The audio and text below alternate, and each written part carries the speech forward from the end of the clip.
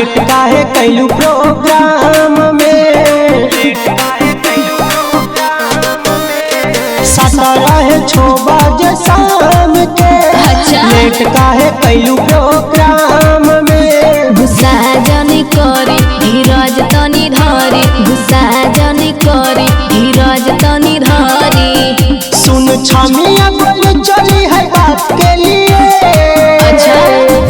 आज रात के लिए, पूरी बारात के लिए। मेरी जवानी 50% डिस्काउंट मुलाकात के लिए। मेरी जवानी 50% डिस्काउंट मुलाकात के लिए। तुझे दिल से करूँ धन्यवाद ऐसी सौगात के लिए।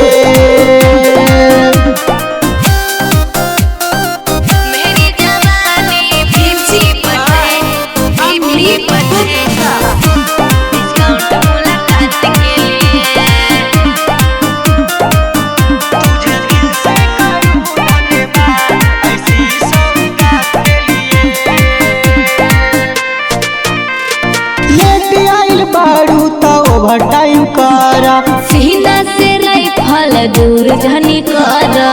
समझे क्या, समझे क्या? लेट आइल बारू तो ओवर टाइम करा, सीना से राइफल दूर जनी करा। अब सन के लामा भाई कर मात के लिए।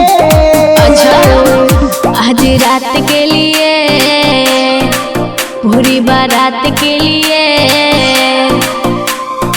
मेरी जवानी 50% डिस्काउंट मुलाकात के लिए।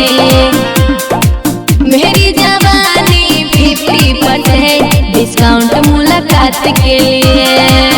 तुझे दिल से करूँ धन्यवाद ऐसी सौगात के लिए।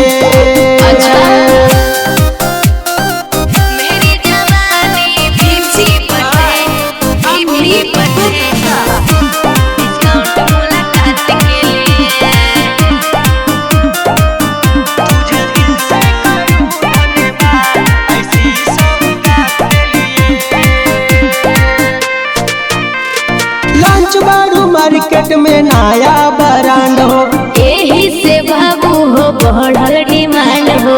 बुझला, लॉन्च बारू मार्केट में नया ब्रांड हो। अरे यही से बाबू हो बढ़ल डिमांड हो। हल्के में मतलब कुंदन न सुन ले औकात के लिए। आज रात के लिए, पूरी बारात के लिए। मेरी जवानी 50% डिस्काउंट मुलाकात के लिए।